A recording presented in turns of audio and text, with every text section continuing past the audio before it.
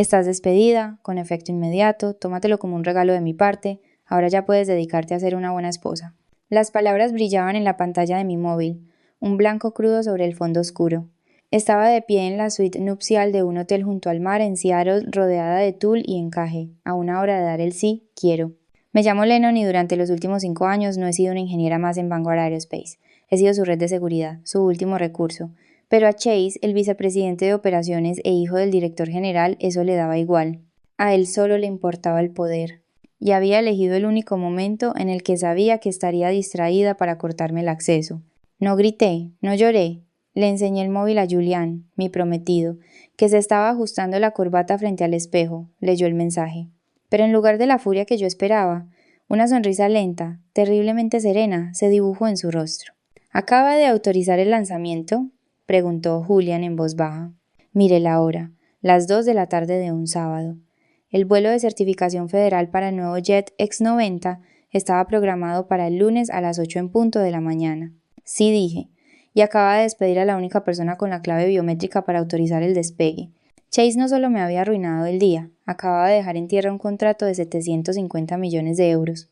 Pero antes de contaros cómo le bajamos los humos a ese ego multimillonario, dejad un comentario y decidme desde dónde me estáis escuchando. ¿Habéis tenido alguna vez un jefe que se creía intocable? Quiero oír vuestra historia. Para entender por qué ese mensaje no era un simple insulto, sino una sentencia de muerte corporativa, tenéis que entender a qué me dedicaba en Vanguard. Mi cargo era integradora jefa de sistemas. Suena aburrido, y es a propósito. Es el tipo de título que hace que a la gente se le pongan los ojos en blanco en las cenas, pero en el mundo de la ingeniería aeroespacial yo era la arquitecta de lo invisible. Los aviones ya no vuelan gracias a los motores y a las alas, vuelan gracias al código, millones de líneas de protocolos de encriptación que impiden que los sistemas de navegación sean hackeados en pleno vuelo. Durante 5 años yo viví dentro de ese código. Lo respiraba. La presión era inmensa. Una línea equivocada, un decimal mal puesto, y un avión no es que funcione mal, es que se cae del cielo. Pero la verdadera presión no venía de las leyes de la física, venía de Chase. Chase tenía 30 años, era guapo, de esa forma que solo el dinero puede comprar, y peligrosamente incompetente. Trataba a Vanguard como su patio de recreo personal y al equipo de ingenieros como a su personal de limpieza. Para él, la eficiencia consistía en tomar atajos y los protocolos de seguridad eran pura burocracia. Recuerdo noches en la sala de servidores a las 3 de la mañana, reescribiendo sus parches chapuceros porque quería inflar el precio de las acciones, anunciando un lanzamiento anticipado. Yo era la mano de obra invisible, la mujer que limpiaba el desastre para que los hombres de traje pudieran llevarse el mérito. Hubo un incidente, hace unos 2 años, que lo definió todo. Estábamos probando la lógica del tren de aterrizaje del prototipo. Chase había ignorado una luz de advertencia diciendo que era un fallo del sensor, porque arreglarlo costaría demasiado y retrasaría el calendario. Pero yo conocía el código, sabía que no era un fallo. Era un defecto fatal en la secuencia de despliegue. Pasé 48 horas seguidas reescribiendo todo el árbol lógico por mi cuenta. No pedí permiso, simplemente lo hice. Cuando el piloto de pruebas aterrizó sin problemas al día siguiente, Chase me dio una palmada en la espalda y me dijo que él siempre supo que todo iría bien. Le miré en ese momento y me di cuenta de algo profundo. Él de verdad creía que tenía razón. No sabía que yo había salvado el avión. No era consciente de lo que no sabía. Ese fue el momento en que dejé de buscar su aprobación y empecé a construir mi propia defensa. La gente siempre me preguntaba por qué me quedaba. ¿Por qué aguantaba las faltas de respeto, las noches en vela, la ansiedad constante de trabajar para un hombre que trataba la seguridad como una sugerencia? No era lealtad a la empresa. No era el sueldo, aunque el dinero era bueno. Era la cadena invisible del superviviente. Cuando trabajas en un campo donde los errores cuestan vidas, desarrollas un sentido de la obligación moral que va más allá de un contrato. Me quedé porque estaba aterrorizada de lo que pasaría si me iba. Me quedé porque sabía que si yo no estaba allí para corregir los errores de Chase, nadie más lo haría. No estaba protegiendo un sueldo, estaba protegiendo a los futuros pasajeros de esos aviones. Toleraba la toxicidad porque me sentía como la única adulta en una habitación llena de niños jugando con cerillas, pero mientras estaba allí, con mi vestido de novia, mirando aquel mensaje, me di cuenta de que la cadena se había roto. Chase la había roto él mismo. Había despedido a la red de seguridad. Y por primera vez en 5 años el peso del cielo ya no estaba sobre mis hombros. ¿Estás bien?, preguntó Julián, acercándose. Le miré. Julián trabaja para la FAA como inspector jefe de seguridad. Conoce las normativas mejor que nadie. Sabía exactamente lo que significaba el lunes. Estoy mejor que bien, dije. Y lo decía en serio. Soy libre. Los votos se pronunciaron en un susurro, en un crudo contraste con la alarma silenciosa que en ese momento gritaba en los servidores a 15 kilómetros de distancia. Al decir sí, quiero, me hice un segundo voto silencioso. Ya no era la guardiana de los secretos de Chase. De vuelta por el pasillo, saqué el móvil del bolso. No miré las notificaciones, simplemente deslicé el pequeño interruptor lateral para silenciarlo. Puse el modo no molestar y se lo di a mi dama de honor. No me lo devuelvas hasta mañana, le dije. Mientras yo brindaba con champán, la secuencia automática de prevuelo del X90 se estaba iniciando. Es un script que escribí hace 3 años. Comprueba la presión hidráulica, la calibración de los sensores y la integridad de la encriptación. Se ejecuta a la perfección, siempre, hasta que llega a la puerta de autenticación. A las 4 de la tarde, el sistema solicitó la identificación biométrica. Buscó mi huella retinal para autorizar el descifrado de los controles de vuelo. La respuesta fue inmediata: usuario revocado, acceso denegado. El sistema no solo se detuvo, entró en pánico. Mi código está diseñado para tratar la ausencia del autenticador principal durante una ventana de certificación como un intento de sabotaje. Entró en modo de bloqueo de seguridad crítico. Bloqueó los controles, encriptó los datos de navegación y cerró las válvulas de entrada de combustible. Chase recibió la alerta probablemente mientras se felicitaba a sí mismo por haber recortado gastos. Puedo imaginarlo mirando su pantalla, con una mueca de desprecio, pensando que yo intentaba jugar algún juego. Esto me lleva a la psicología del jefe incompetente. Lo llamamos el efecto Dunning-Kruger, pero en el caso de Chase era algo específico. Era la ilusión de la competencia. Me vio trabajar durante años. Me vio mirar monitores, teclear líneas de código, beber café. Para él parecía algo pasivo, parecía fácil. Confundía la interfaz con la arquitectura. Pensaba que como el botón de lanzar era fácil de pulsar, el sistema que había detrás era sencillo de mantener. Me despidió porque mi competencia le hacía sentirse inseguro, y asumió que la maquinaria de la empresa seguiría girando simplemente porque él lo ordenaba. No entendió que no acababa de despedir a una empleada, acababa de quitarle la bujía al motor. De vuelta en la recepción, empezó la vibración. Primero fue solo el bolso de mi dama de honor, zumbando contra la pata de la mesa. Luego vi cómo la gente se giraba. Mis antiguos compañeros, los que aún no habían sido purgados, estaban mirando sus móviles. Los rostros palidecieron. Los susurros saltaban de mesa en mesa como un contagio. Vi a Sara, una analista junior, mirándome con los ojos abiertos de par en par, aterrorizada. Empezó a acercarse, pero se detuvo. Se dio cuenta de lo que Chase había hecho. Se dio cuenta de que yo no podía ayudarla aunque quisiera. Chase ya estaba tejiendo su propia narrativa. Más tarde me enteré de que a las 5 de la tarde ya estaba gritando a los directores de informática, acusándome de sabotaje. Afirmaba que había plantado una bomba lógica antes de irme. Intentó manipular a todo el departamento para que creyeran que yo era la villana, pero se olvidó de los registros de auditoría. El sistema registró la hora de su mensaje de texto, las 2 de la tarde. El sistema registró la revocación de mis credenciales, las 2 y 1 minuto de la tarde. El sistema registró el bloqueo de seguridad, las 4 de la tarde. Los números eran fríos e irrefutables. Yo no rompí el sistema. Lo rompió él y los registros estaban ahí para demostrar que el accidente ocurrió después de que él tomara el volante. Para cuando empezaron los discursos, mi dama de honor parecía incómoda. Lennon susurró, inclinándose. «¿Tu móvil?» «No para. Literalmente se está deslizando por la mesa». Le eché un vistazo. La pantalla se iluminó. Chase, otra vez, y otra. Miré a Julián. Levantó su copa en un brindis silencioso. El caos ya no era mi carga. Era la música con la que estábamos bailando. El lunes por la mañana llegó con el tipo de silencio que suele preceder a un desastre natural. El vuelo de certificación federal estaba programado para las 8:00. A las 7:55 sonó mi teléfono. No era Chase. Chase había dejado de llamar a las 3 de la madrugada. Era un número que no había visto en mi pantalla en años. Timothy, el director general, el hombre que construyó Vanguard desde un único hangar hasta convertirla en una contratista de defensa con una cartera de pedidos de 750 millones de euros. Miré a Julián. Estaba tomando café viendo las noticias en una tablet. Asintió. Contesté. Lennon, la voz de Timothy, era tensa, cortante. Sonaba como un hombre viendo arder el trabajo de su vida. Te necesito en el hangar. Ahora.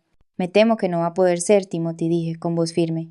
Estoy de luna de miel, y desde el sábado por la tarde ya no soy empleada de Vanguard Aerospace. Sé lo que hizo, Chase, me interrumpió Timothy. Es un idiota. He restaurado tus credenciales. Te ofrezco un aumento del 50%, con efecto inmediato. Solo ven y desbloquea el sistema. 50%. Era una cantidad de dinero asombrosa. Una semana antes podría haber llorado de alivio. No die. El doble, replicó Timothy al instante. El doble de tu sueldo y una bonificación. Lennon. Los reguladores federales están en la sala de observación. El jet está muerto en la pista. Si perdemos esta oportunidad, el contrato entra en revisión. Lo perdemos, Todd. Te sugiero que le pidas a tu vicepresidente de operaciones que lo desbloquee, dije. Parecía muy seguro de sus habilidades el sábado.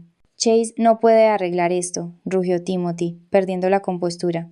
Tú construiste este maldito laberinto. Eres la única que puede navegar por él. Julian puso su mano sobre el micrófono. Me miró, con los ojos oscuros y serios. No aceptes el dinero, susurró. Dile que estás ocupada. Cuelga. Confiaba en Julián con mi vida. Lo siento, Timothy. Tengo una reserva para almorzar. Buena suerte con la revisión. Colgué. ¿Por qué? Le pregunté a Julián. Con ese dinero podríamos comprar una casa al contado.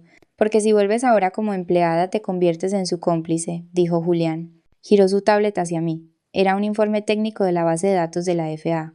Recorrí las líneas de código resaltadas en rojo. Se me heló la sangre. ¿Qué es esto? Mi equipo lo detectó hace 3 días, dijo Julian. Es una solicitud de subida desde el terminal de Chase. La etiquetó como actualización de calibración de sensores. Pero analizamos el código. Pasó a la página siguiente. Es un Times Ghost Patch Times, dijo. Me quedé mirando la pantalla. En aviónica un por Ghost Patch es el truco más sucio que existe. Es un fragmento de código diseñado para interponerse entre los sensores físicos y el ordenador de vuelo. Intercepta los datos reales que podrían mostrar sobrecalentamiento o estrés estructural y los reemplaza con datos pregrabados y seguros.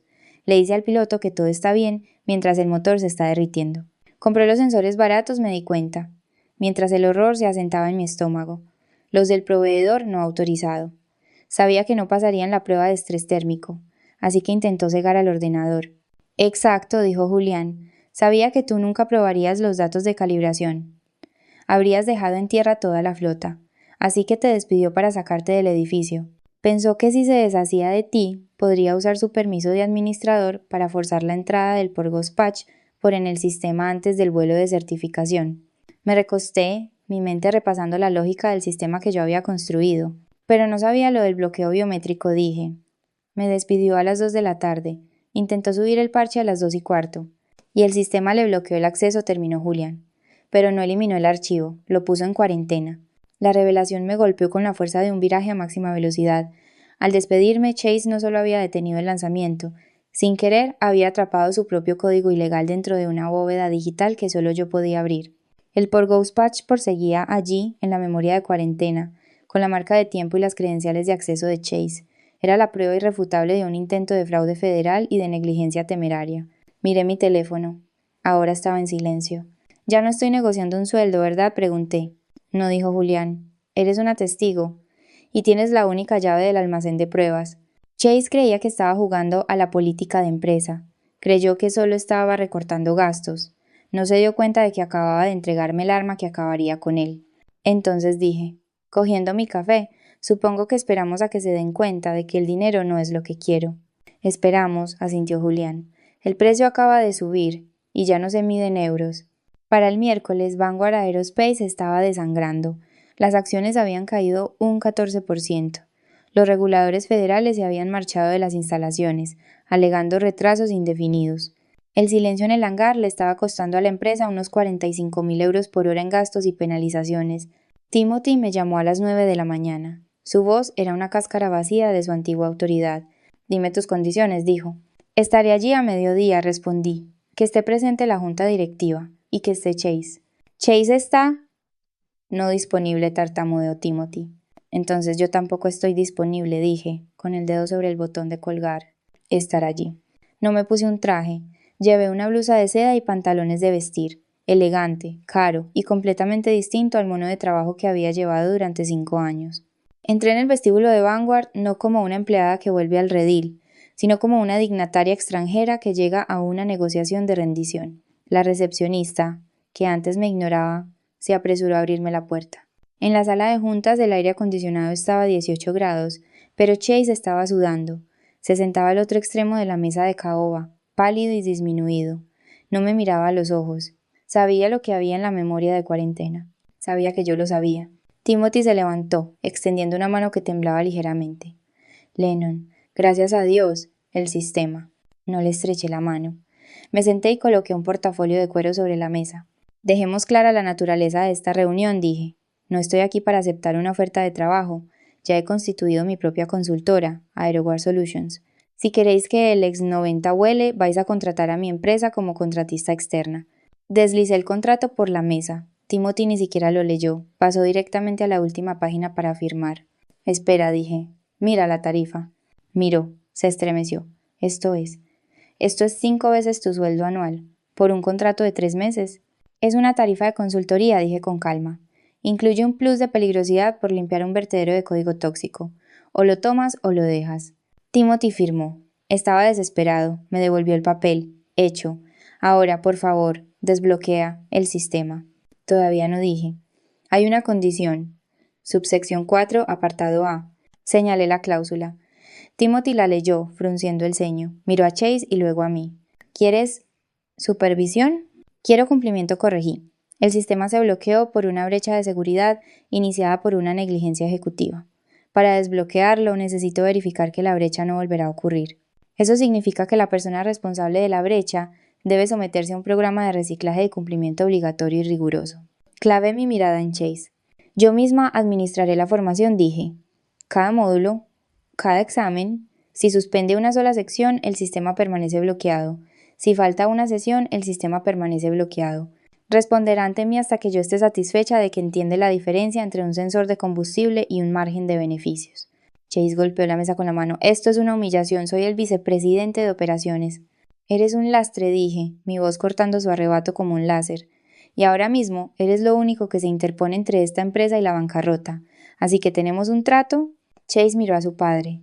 Timothy no dudó, ni siquiera miró a su hijo. Lo hará, dijo Timothy. Chase se desplomó en su silla, derrotado. Pensaba que había tocado fondo, pensaba que la humillación de ser instruido por su antigua empleada era lo peor que le podía pasar. No tenía ni idea de que Julian estaba esperando en el vestíbulo. Timothy me entregó el contrato firmado. La tinta aún estaba fresca. Me miró con el agotamiento de un hombre que acaba de pagar un rescate. Está hecho, dijo. El dinero está transferido, la cláusula de supervisión está activa. Ahora, por favor, desbloquea el terminal. Cogí el contrato y lo guardé ordenadamente en mi portafolio. Queda un último asunto, Timothy. Procedimiento regulatorio estándar. Le envié una sola palabra a Julián. Ahora. Las puertas de la sala de juntas se abrieron. Entró Julián. No llevaba su traje de boda y no sonreía. Llevaba su placa federal colgada del cuello y sostenía una gruesa carpeta oficial del gobierno. Chase se incorporó, confundido. ¿Qué hace él aquí? Esta es una reunión privada. Esto es una auditoría, dijo Julian, su voz robándole el oxígeno a la sala. Estoy aquí en mi calidad de inspector jefe de seguridad de la FAA. Dejó la carpeta sobre la mesa. Aterrizó con un golpe sordo y pesado. Hace 3 días, nuestros sistemas automatizados detectaron un intento de inyección de código originado en estas instalaciones, declaró Julian, abriendo la carpeta por el informe marcado en rojo. Era una modificación no autorizada de la telemetría del sensor de combustible. Lo llamamos un Poor Ghost Patch. Es un delito federal. Chase se puso blanco. Me miró a mí, luego a Julián. Se dio cuenta, demasiado tarde, de que no solo habíamos estado de luna de miel, habíamos estado construyendo una jaula. Debido a esta irregularidad, continuó Julian, ignorando el pánico de Chase, la FAA pone a Vanguard Aerospace bajo supervisión probatoria indefinida. Requerimos que un responsable de cumplimiento externo se integre en sus instalaciones con acceso administrativo completo para verificar todo el código futuro. Timothy parecía que iba a vomitar. ¿A quién? ¿A quién van a asignar? Julian me miró. Hemos revisado las credenciales de AeroWar Solutions. Dada su familiaridad con su arquitectura y su independencia de su junta directiva actual, la FAA los ha designado como el supervisor obligatorio. El silencio en la sala era absoluto. Chase me miró con horror. Finalmente entendió la trampa. Yo no era solo una consultora que había contratado para arreglar un problema, era un mandato federal al que no podía despedir. Si intentaba deshacerse de mí de nuevo, no solo estaría rompiendo un contrato, estaría violando una orden federal, dejando en tierra toda su flota de forma permanente. Nos has tendido una trampa, susurró Chase. Te he salvado, le corregí fríamente. Si Julián hubiera presentado cargos criminales hoy, estarías esposado. En cambio, estás en la escuela. Caminé hacia el terminal principal al frente de la mesa. Puse mi mano en el escáner. Una luz verde barrió mi retina. Identidad confirmada. Bienvenida Lennon. Las pantallas de la sala parpadearon y cobraron vida. Los banners rojos de bloqueo desaparecieron, reemplazados por el azul tranquilo del sistema operativo. Los ventiladores de los servidores zumbaron mientras volvían a arrancar. El sistema está desbloqueado, anuncié. Tecleé una rápida cadena de comandos. No borré el por Ghost Patch. Lo moví. Lo encripté en una partición oculta del disco, una partición a la que solo yo podía acceder. Me volví hacia Chase. He archivado tu pequeño experimento, dije. Piénsalo como tu expediente académico permanente. Mientras sigas mis reglas, permanecerá enterrado. Si alguna vez intentas tomar un atajo de nuevo, si alguna vez intentas puentear un sensor, o si simplemente me molestas, lo desencripto y se lo envío al Departamento de Justicia. Cogí mi bolso. La clase empieza mañana a las 8:00, Chase. No llegues tarde. Salí de la sala de juntas, con Julian a mi lado. No nos cogimos de la mano. Caminamos uno al lado del otro, profesionales, letales y victoriosos. No solo habíamos ganado el juego, habíamos comprado el estadio. 6 meses después, el hangar de Vanguard zumbaba con una frecuencia diferente. Era el sonido de la competencia. Estaba en la plataforma de observación, mirando hacia el suelo. En el centro de la nave, Chase llevaba un chaleco de seguridad amarillo y sostenía una tablilla con papeles. Ya no era el vicepresidente de operaciones. Bajo los términos del periodo de prueba de la FAA, había sido reasignado a cumplimiento logístico. En otras palabras, comprobaba los manifiestos de carga. Manualmente, caja por caja. Levantó la vista, me vio observándolo y rápidamente volvió a bajar la mirada. Parecía desdichado, parecía aburrido, pero lo más importante, parecía aterrorizado. Sabía que la partición encriptada de mi disco duro, la que guardaba el secreto que acabaría con su carrera, estaba a un solo clic de ser abierta. Estaba cumpliendo una condena, pero lo hacía en un cubículo, y yo era el alcaide. Timothy salió de su oficina y me entregó un sobre. Era mi cheque mensual de Vanguard. La cantidad era obscena. La certificación del X90 es definitiva, dijo Timothy. Parecía cansado, pero el pánico había desaparecido. Estamos a salvo, gracias a ti. Gracias a los protocolos, corregí. Cogí el cheque y salí a mi coche, donde Julian me esperaba. Abrí la aplicación del banco en mi móvil, me quedé mirando el saldo. Era suficiente para comprar una casa de vacaciones. Era suficiente para comprar un Porsche. Pero yo no quería cosas, quería un seguro. No para mí yo ya estaba a salvo, sino para la próxima mujer que entrara en una sala llena de hombres que pensaran que solo era una mecanógrafa. Pulsé el botón de transferir. No envié el dinero a mi cuenta de ahorros. Lo envié a un nuevo fondo que había establecido la semana anterior. La beca Mujeres en la Aviónica. Esta es la justicia del sembrador. Verás, la venganza estándar consiste en quemarle la casa a tu enemigo. Es satisfactorio, claro, pero te deja de pie entre las cenizas con la cara manchada de hollín. La verdadera justicia, la que perdura, consiste en coger los ladrillos de su casa y construir una escuela. No solo estaba castigando a Chase, estaba usando su dinero para financiar la educación de 10 ingenieras que entrarían en el mundo laboral con las habilidades necesarias para reemplazarlo. No estaba simplemente arrancando la mala hierba, estaba plantando un bosque entero que con el tiempo lo asfixiaría. Ese es el único legado que importa. Julian arrancó el coche. ¿Lista? Sí, dije. He terminado aquí. Mientras nos alejábamos, un rugido partió el cielo. Miré por la ventana. El jet X90 estaba despegando, ascendiendo bruscamente hacia las nubes grises de Seattle. Era potente, era ruidoso. Y cada uno de los sistemas a bordo ejecutaba un código que yo había verificado. No era solo el sonido de un motor, era el sonido de la integridad y era el sonido de un mundo donde la competencia finalmente superaba al pedigrí. A veces, la mejor venganza no es quemar la casa, es comprar la propiedad y cambiar las reglas del juego. Si alguna vez has tenido que construir tu propia mesa porque no te dejaban sitio en la suya, dale a me gusta y comparte esta historia. Y dime en los comentarios cuál es esa habilidad que tienes sin la que tu jefe estaría completamente perdido, estaré leyendo.